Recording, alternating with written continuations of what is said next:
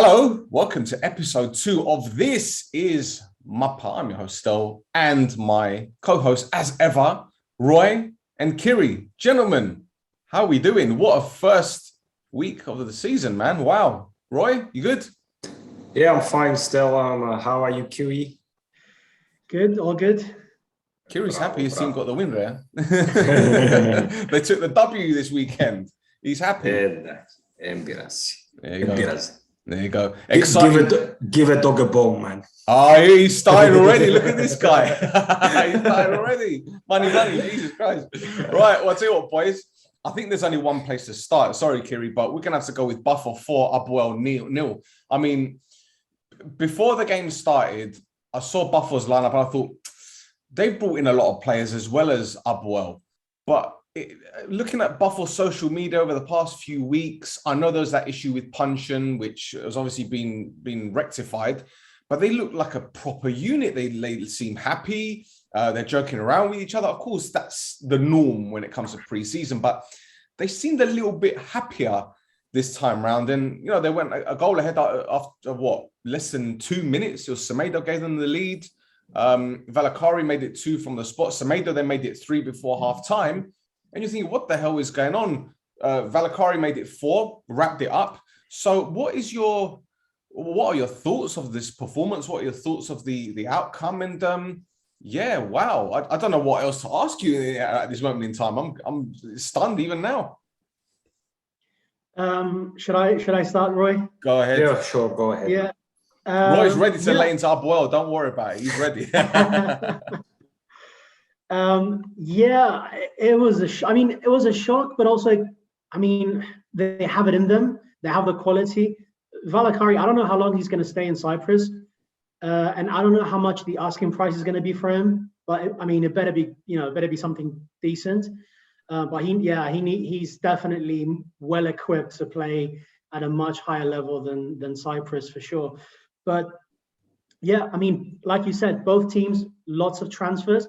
Obviously, Apoel are still, trying to create a cohesive group, but the defending, man, it was just terrible. There's no other word for it. There was a similarity between the first and the fourth goal, because it wasn't exactly on the counter, but they weren't exactly organized. But they were just like dawdling and kind of like staring at the man on the ball, especially Valakari at the end. I was surprised he wasn't closed down. Okay, the third goal was actually really well worked because there was really good pass behind the defense. There was space between the defensive line and the goalkeeper, empty space, good movement from Semedo, like really good finish as well. But the first and fourth goals, really bad. And, it's not unusual for Apoel to go through several managers per season. And it's already, it's sounding shaky for Boussaïdis, which it might be a bit unfair with one game into the season. But yeah, strange results. But they have beaten big teams at Pafiago before. They've beaten Apollon. They played really well against Omonia a couple of times as well. So it wasn't exactly beyond them, but 4 is, they should be worried at Apoel. Well, I wasn't surprised that Pafos won because their recent record against Apoel is pretty decent. They've done a double over them at the Gazibi, haven't they? Back to back, away from home.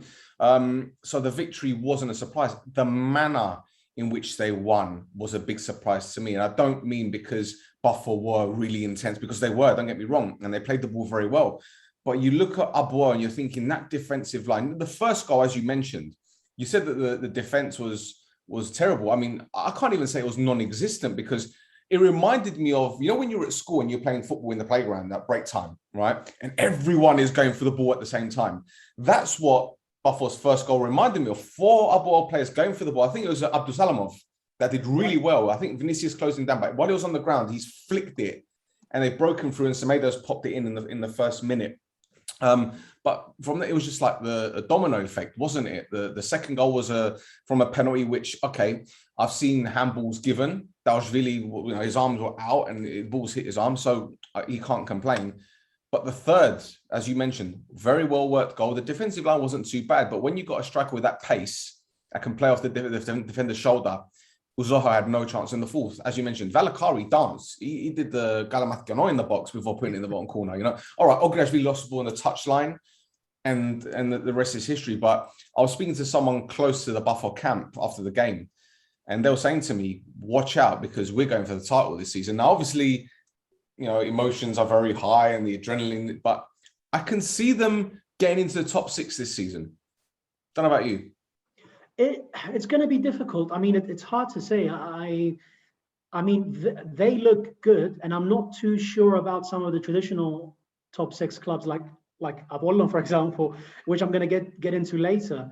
But yeah, I don't think the top 4, top 5 are going to run away with it, if so to speak. So I wouldn't be surprised. And Olympiacos look. I mean, I know it's early days as well, but they don't look like the force they were last year, especially with some departures and stuff. But we'll see how it plays out. But I wouldn't be surprised at all if they make top 6. Roy, Apoel, that song Drava Jeff Galegucha, when you pull their ears and they sit down, you pull their ears and that kind of stuff. That's kind of like Apoel at the moment, isn't it? 1 minute they're up there, 1 minute they're down there. It's like muggy in, muggy out, muggy in, muggy out. What is it today there, Phil? I don't know. But, as an Amoniadi, I find this hilarious. I find it, what's the word? Poetic. But at the same time, I've got to remain impartial, because obviously, it's a show. I'm going to have to sit on the fence. You can say whatever you want. But the way I see it, this wasn't the Apoel which had so much promise. I know it's the first game of the season and we can't judge them. But as Kyri said, managers come and go at Apoel. I think, Manidara has changed managers more than he's changed his pants in the past couple of seasons. So, but players like Ogriashvili, players like Kvili Dyer, they didn't do anything. Ogriashvili was hauled off with like 15 minutes ago or something along those lines. It wasn't a performance that you expected. A lot of Apoel fans expected more. The looks on the fans' faces when the fourth went in was a sight for sore eyes. But they've got issues, I think, in the background, I believe anyway. What's your take on everything? I mean, I've gone on for too long talking about Apoel. It's your turn, mate. I'll leave it with you. Okay, basically, it was the result that made the biggest noise.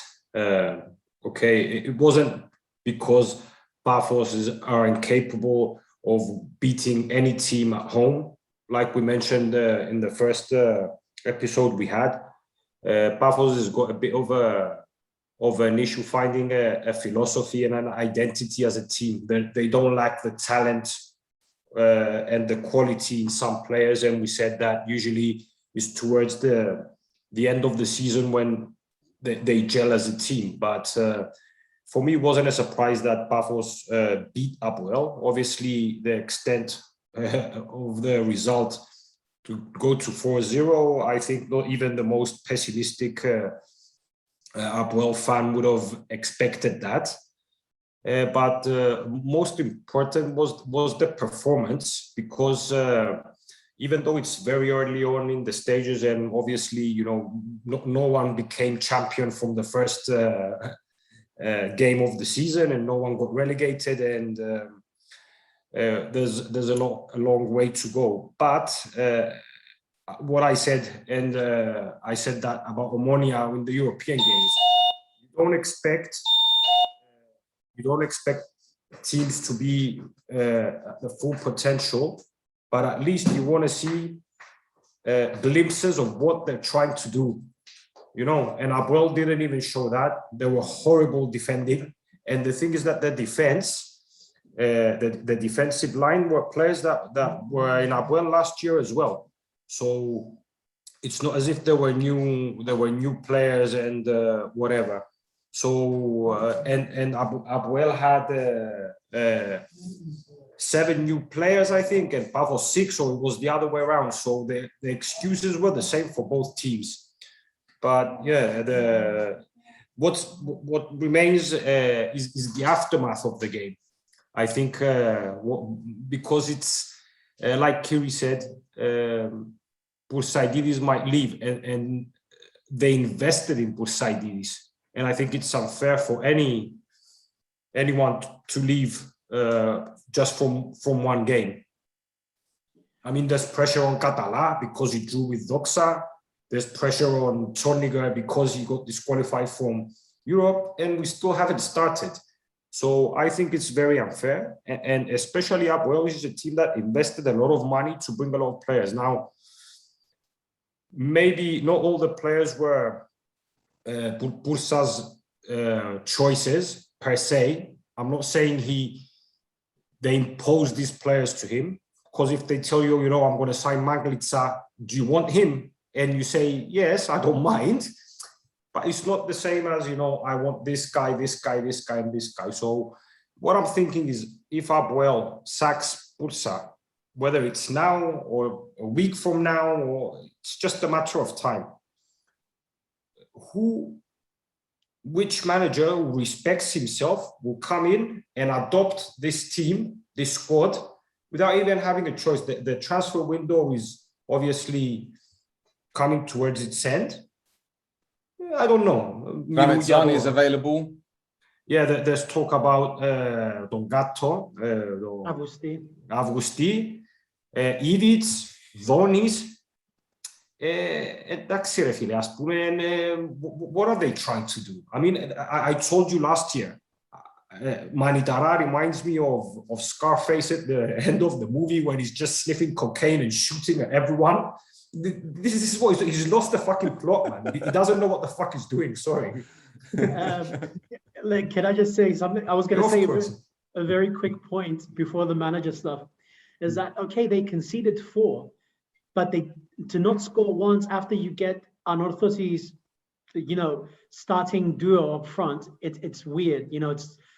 If you score at least once, you say, okay, at least they leaned, towards like an offensive performance. They were open at the back, but 4-0 is like, there's no room for excuses. There's no room for, anything positive. But the managerial stuff, like when you said, okay, they invested in Bursa in more ways than one. It's not just the players that they got after he joined. It's that you got McCarthy, you got him 2 of his picks, Garner and Byrne, especially Byrne, because I talked with a few of the Irish journalists last year for an interview, and Jack Byrne was considered like the best homegrown, like attacking midfielder in the Irish league before he joined Apoel. So to get him and then barely play him, sack the manager who brought him, so you don't give the manager a chance to do what they intended with that player as well. It's very strange, but that's an indirect investment in the next manager as well when you scrap, previous major signings. And I mean, Avgusti, I've heard, I don't know how true that is, that he attended like a few Apoel games before Bursa's name was even, considered as someone who might be sacked. So I don't know if there's anything, they say where there's smoke, there's fire. So I don't know if there was any discussions during preseason or anything, but I agree with Roy. It's way too soon. And Donis as well.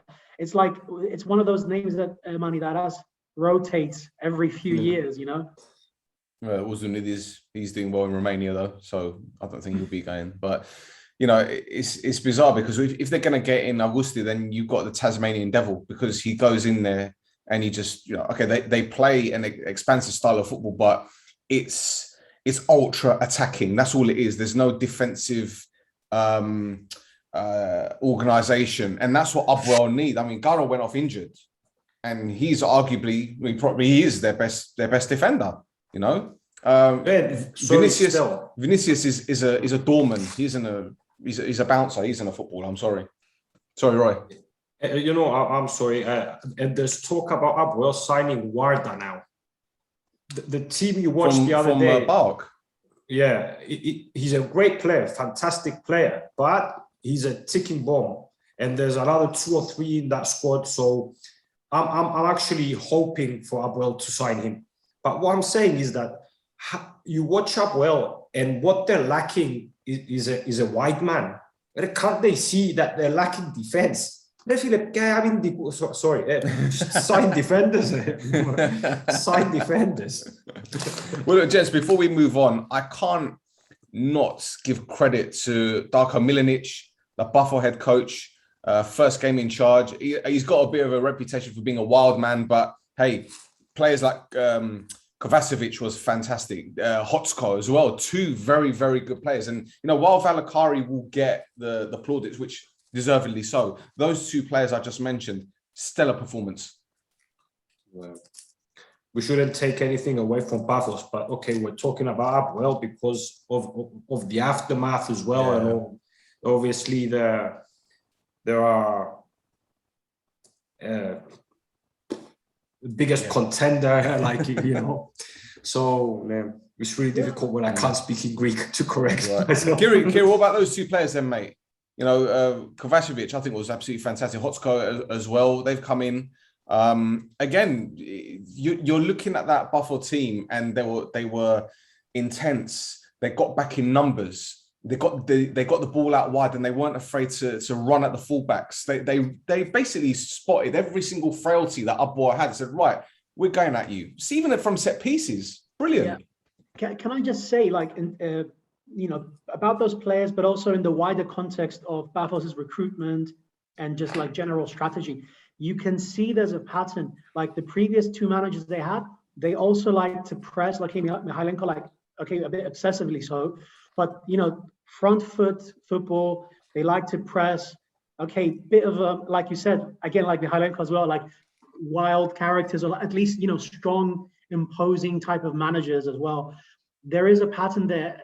They know how to recruit, or at least they know what they want from their recruitment. Okay, with some exceptions, like Punchin is a veteran. You know, he goes against what they usually sign, like up and coming, young, mobile players who they can keep for a while if things work out for them. And then you contrast that with Apoel, like Roy said, with like Wada. Like, is that where you have a problem now? There just seems to be no cohesion in terms of like managerial signings. If you put them, you know, one after the other, you had like Tramezzani, like an old school, like Italian manager with a bit of a rigid system. And then you had like Zunidis, Pursa. It's just like all over the place. But yeah.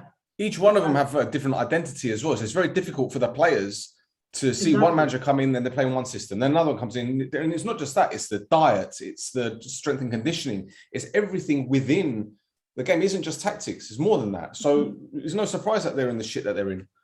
Yeah, it's just, and also there's no patience. Like Uzoho, okay, he's now their first choice goalkeeper. He was on the fringes, they wanted to get rid of him. Like, how does that player feel? You know, is he going to be like, oh, I had a poor performance, am I going to be, you know, thrown to the dogs next game, or three games after that? They got like Ndongala last year. Okay, he didn't do as well as he could have done, for example. But again, like a year later, gone. Seemingly expensive signings. Again, like I mentioned, the Irish guys. Okay, Joe Garner was English. Jack Byrne, Garner did.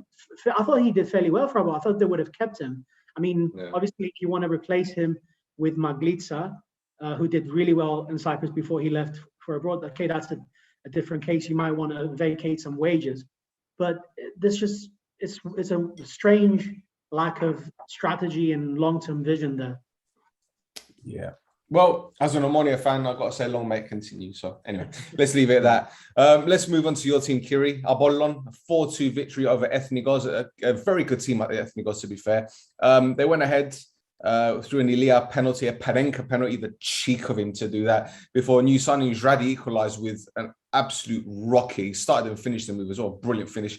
Bitar made it 2-1, although Bogadinov won't be happy with his goalkeeping. It kind of went through him, kind of like a FIFA goal, you know, when there's a glitch. Volbrecht equalised to make it 2-2 before two more goals from Bitar to wrap up his hat-trick. Now, looking at Ilia's penalty, first of all, and I'm not going to ask you about the penalty. I'm going to ask what it did to Apollon, because I'm looking at it, I'm thinking, all right, he's done that.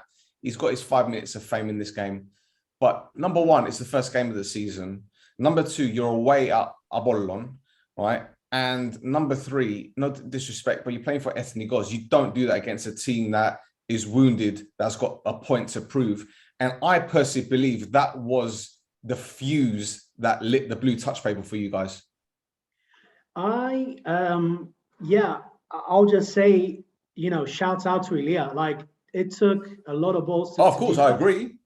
Yeah. But I don't know.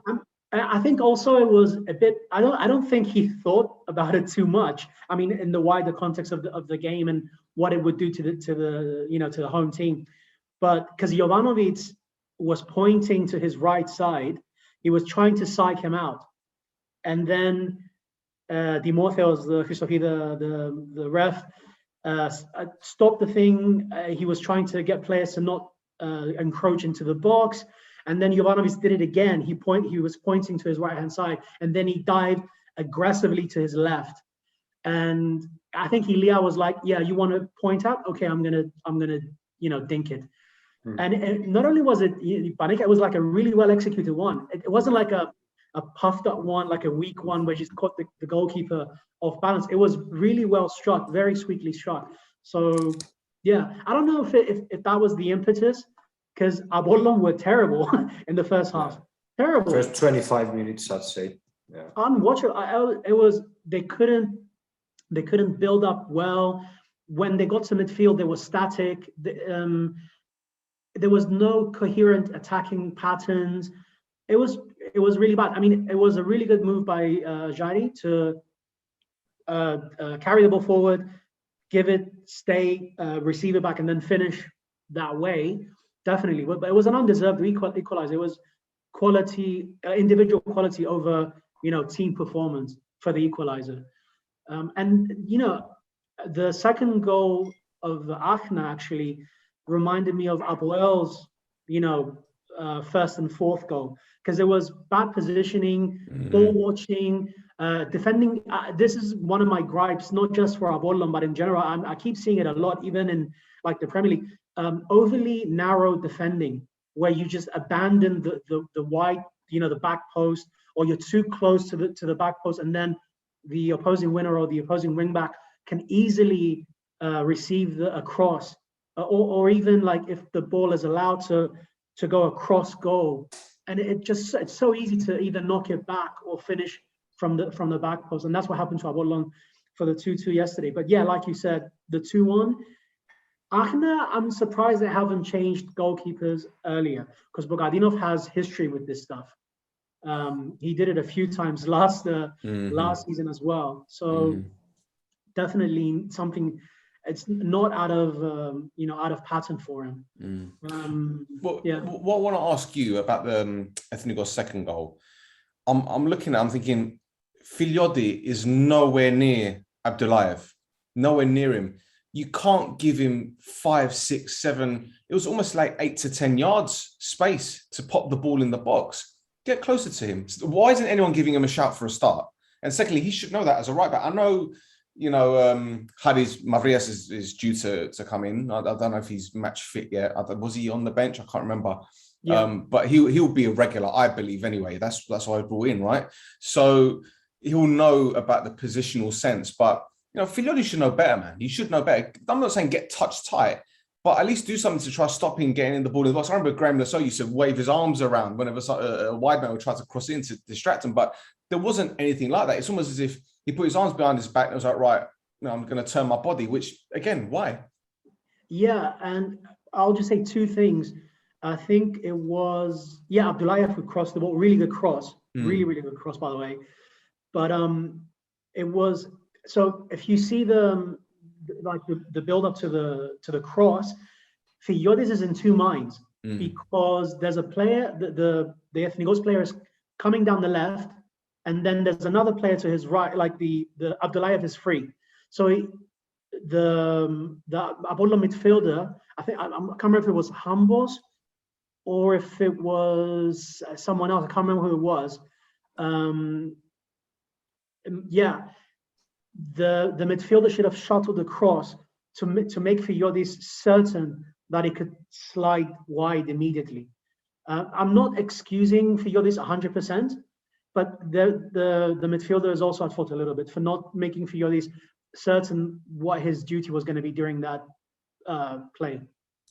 The thing is, when the ball's put in the box, or just before the ball's put in the box, you're looking at the back line, and it's almost as if they're man for man on players. But then when it's gone to the back stick, they completely lose all focus, and what happened. Volprecht was there, and you just put the ball in the back of the net. But listen, we can pick apart Apollon's defending, but I want to give props to Bitta, because what a player he is and what a player he's going to become. I mean, okay, the penalty was a blatant foul on Psycha. I don't think anyone could argue with that. I know it went to VAR, but he was taken out completely. And the fourth goal, granted, there was a deflection. Granted, Ethnikos was down. But again, for him to have the bravery to shoot from that angle, to shoot from the edge of the box, I really rate him, Roy. What do you reckon? Bitter. You're on mute.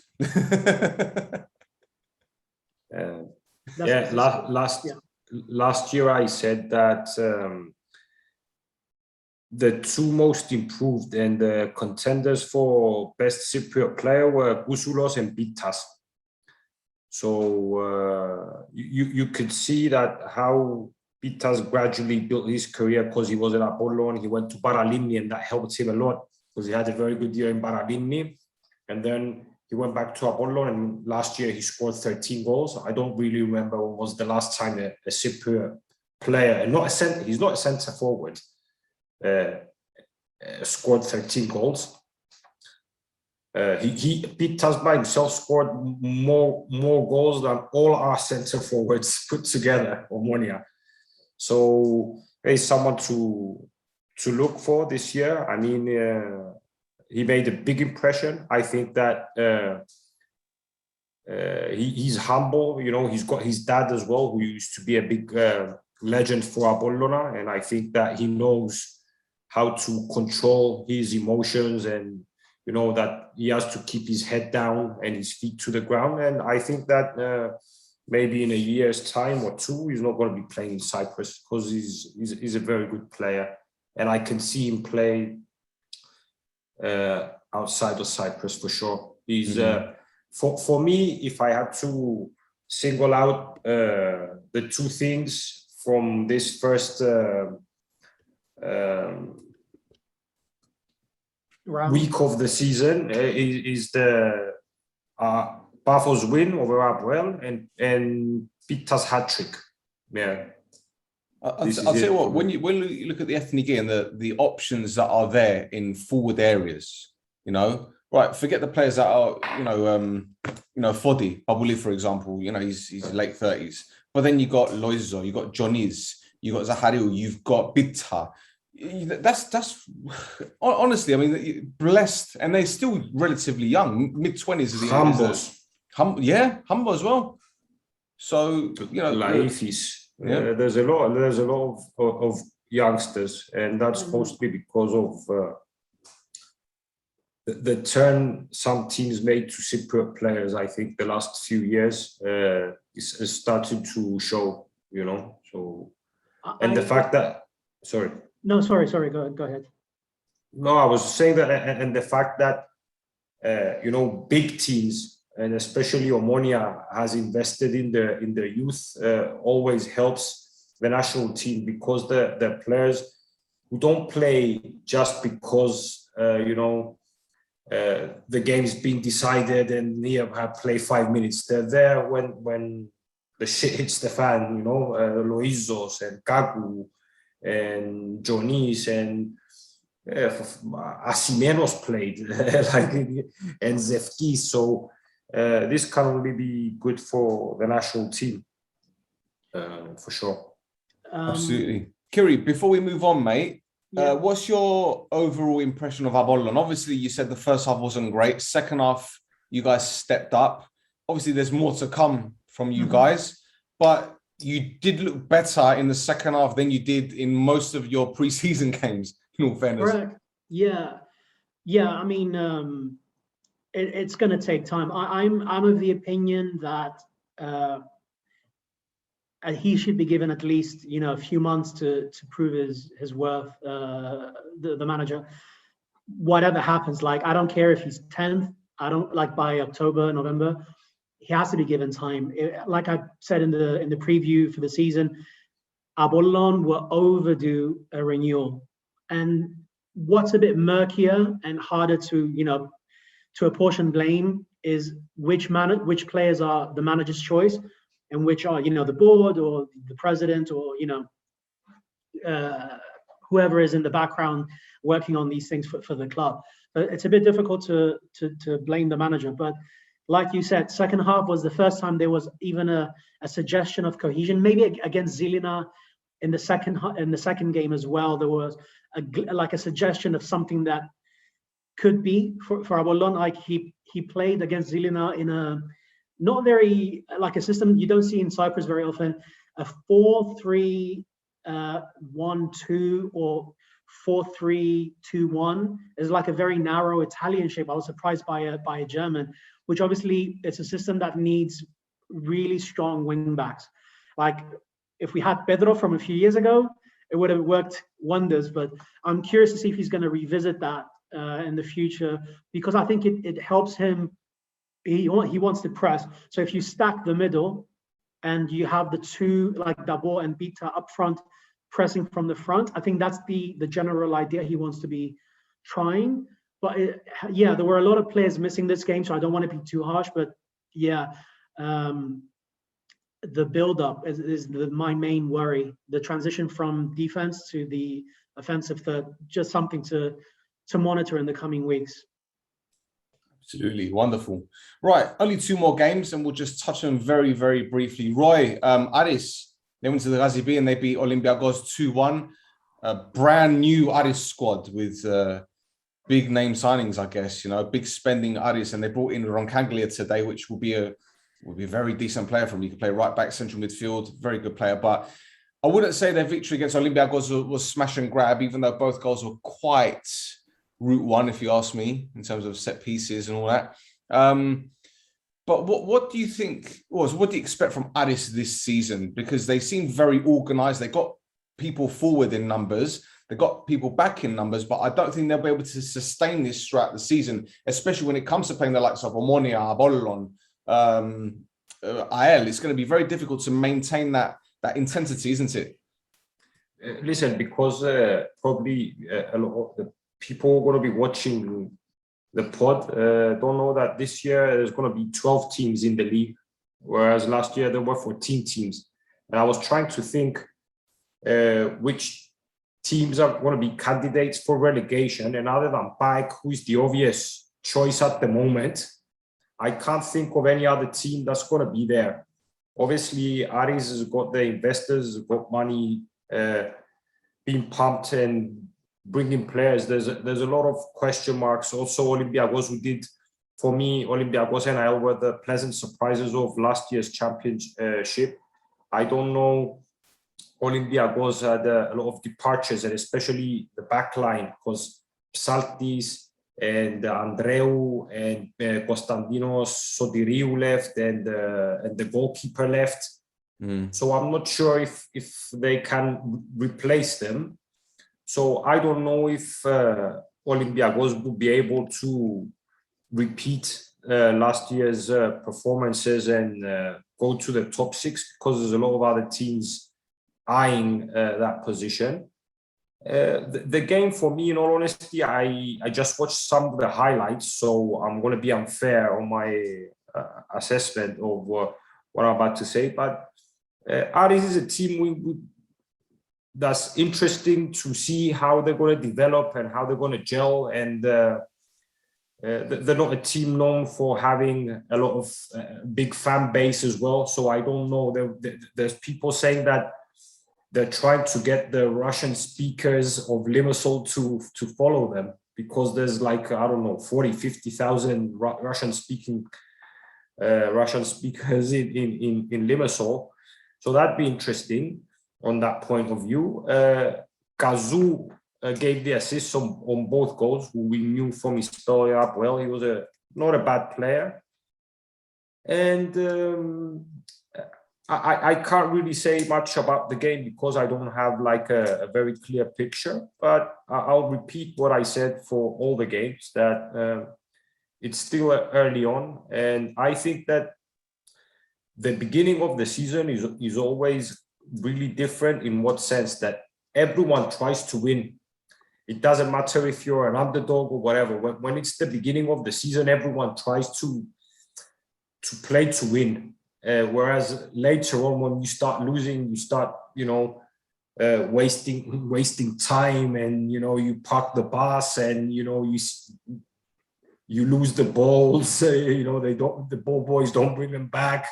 The goalkeeper takes 3 minutes to cook the ball. But now, the pace of the game, everyone tries to bank, to cash in what they can. So it's interesting in that sense. But saying that, I'd like to say something. I don't know if it's the right time, but I think that they should have considered starting the league in September, because they only played 4 games, and now there's like a 3-week break for international break. So I can't really see what was the point of just playing 4 games and then waiting another 3 weeks to play the second game, and then there's 2 more games that haven't been played. So I'm jumping to something different now. But as far as the game's concerned, you have a point. Can I just say something about Aris?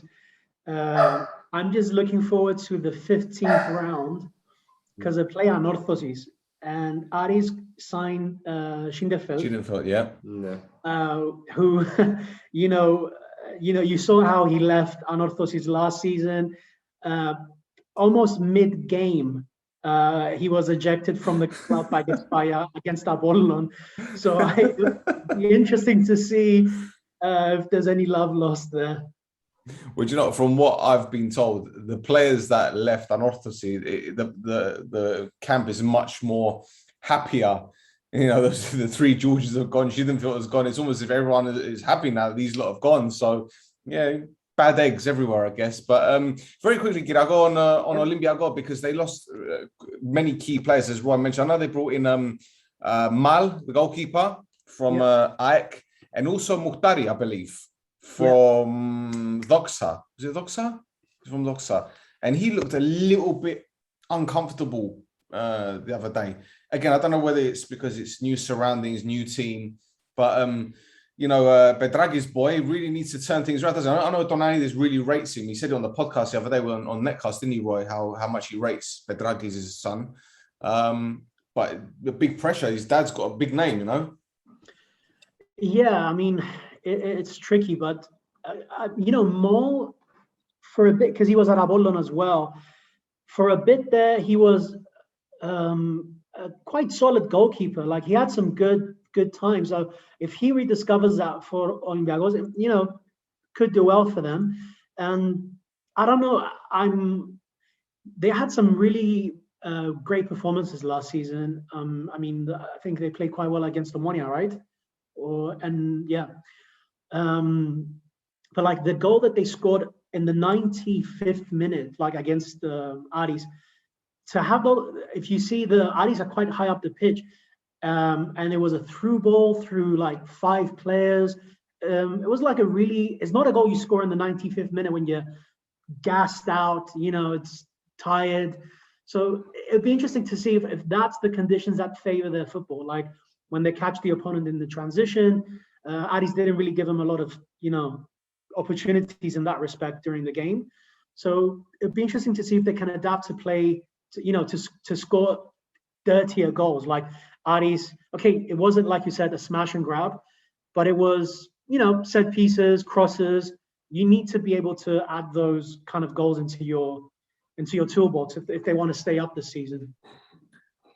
It was a characteristic that Olympiacos had last season. They were physical, and when they played against us, you could see, I think it was the team, Olympiacos was a team that created the most chances against Omonia last year, and it was based on the pace and the physicality, especially in midfield, but also they were pushing up men.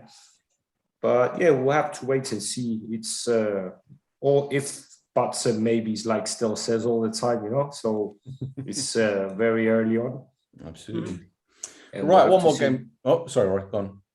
No, I was gonna make the introduction to the last game, which was the opening game of the season, AEK versus Doxa. 2 teams that have different goals this season. I think AEK's trying to bounce back after 2 years of mediocrity. I think we're not used to AEK being the picture that we saw from Mike the last 2 years is not a representative of what we were used to them. For me, Ike was a role model of a team. The way they were building, obviously, they're a new team. They have you know, the board of Ike is made up predominantly from fresh minds, younger minds that have a different perspective when they see football. They've got the football ground, and they did quite well. And they were a team that I think everyone respected and liked. It's you know, there's always a team in the league where you sort of respect and you don't see so much as a threat, but they were always there. They got Xavi Roca back, who did a very good job in his first spell, and they gave the keys to Catala, who knows the dressing room, but he's hasn't got the experience, even though as a player, when you used to see him, you knew that eventually he's going to become a very good manager. I don't know if now is his time to shine. And then you've got Doxa, which for me is a team that you cannot underestimate at any point. If you underestimate Doxa at any given moment, it's a team that's going to do damage. And they've always have players that are targeted by bigger teams at the end of the season. And even though I think Doxa won a point and Ike lost 2, because don't forget that Doxa also finished the game with 9 players and they weren't very happy by some of the referee decisions. We're going to have to wait and see. Ike didn't have Matt and Thiago, which are 2 game changers, I think. Maybe it would have been different if Thiago and Matt were in the game, but still, opening game of the season at home, you'd expect a bit more from Mike. I didn't see that. But again, the common denominator is that we have to wait and see. It's all theoretical. Next week, not next week, obviously, after 3 weeks, we might be saying something different to what we're saying now. And that's my take on the game. I don't know if you guys have a different opinion. Well, it was just same old same, wasn't it? Sadiq scoring and Trzaskowski scoring. That's nothing changes there, you know. But I like Sadiq. I think he's a good player. But Trzaskowski is another one who, you know, is a legend in Cypriot football, whether we like it or not. You know, Kyri, I need to ask you about Doxa though, because they started the season pretty well last year, and then they fell off back into the season. I remember on 1-0 when we trounced them 3-0, and they didn't have a prayer. But they came to the Gazibi prior to that in October and got a 0-0 draw. So contrasting teams, kind of like Jekyll and Hyde, aren't they? Yeah. Can I just say, I mean, okay, Sadiq, okay, he's, you know, not weird that he's scoring, but terrible goalkeeping as well. I mean, we've seen some really strange performances. I'm hoping that for the sake of the teams that they all improve, you know, as the season goes on. But yeah, not a goal you want to concede that, because it was an okay shot first time from distance, but you know, it was low. I don't know, should have been saved. But aside from that, can I just make a quick mark on Doxa signing Ismail Sassi from Karmiotissa, who I thought was a really underrated player last season. Okay, he had a great run at some point, and then he got a bit colder. But for a player who featured right, left, and up front, 28 years old last year, 29 this season, on a free, I was surprised. I think there was an element of I don't know, call it xenophobia for some bigger clubs not signing him. Muslim player. They tried to make some weird interpretation of his celebration against Apollon last season. They tried to find some weird meaning in the way he did it. It was weird. I thought he was a good player. He had a few assists. I think 7-8 goals at a relegated club. You know, there was something there. And I don't think he's on, you know, high wages or anything. And he's got a French passport, so he's a, you know, like an EU player. Ethnikos, you know. So I'm surprised that he went to Doxa, but I think he's a good get for them as well. But yeah, I think it's not a strange thing for Doxa to start the season really well. And I think the moment where they are safe-ish, I think they kind of drop off. I don't know if it's a cultural thing or if it's a fitness thing, but it'd be interesting to see how they do it this season as well. Also, Adamovic, I want to see how many yellow cards he gets. He was born with a yellow card, wasn't he? I was tempted to add something else to the list of reasons why Doxa doesn't continue winning games. But I'm just gonna. You're just gonna end it with "I told you so" after every game, won't you? Every time they lose, you'll be like, "I told you so." I'm not gonna say why. I told you so. No. Kyri understood what I said. No comment. Like I said, it's a cultural thing. Yeah, bravo. That's right, gentlemen. I think that's it for another episode. This episode 2. The next one will be in 3-4 weeks' time. Yeah. Blimey. Just when we got started as well. Yeah. The momentum killer. But hey, listen, that's international football for you, isn't it? And Cyprus have got Malta. Is it Malta? I think so. Malta? Right? I can remember. I don't know. Isn't it sad how we don't know? I'm on holiday mode, man. I'm on holiday mode. I'm going to Google it. Cyprus fixtures. Let's have a look. Malta, Wednesday, the 1st of September, followed by Russia. Now that's the Limassol derby right there. Cyprus Russia. Right. That's it, really. Gentlemen, do you want to plug any socials, anything upcoming? Kyri? I know you did your interview with Anton. When's that out? Is that out now? Or? It's just been kind of confirmed. I had to run a few, journalistic integrity. I had to run a few facts back with them, but it should be out later this week.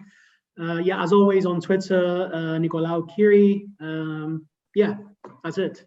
Thank you very much. Roy No Choftes on Instagram. There you go. That's it.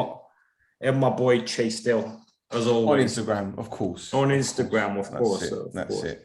Well, that's it for another edition of This Is Mappa. Thank you for everyone tuning in. Last week we got a lot of positive feedback. Loads of people saying, I hope you guys carry on, and we shall endeavor to do so. So that's it, Gobelia. Have a good one. Gala.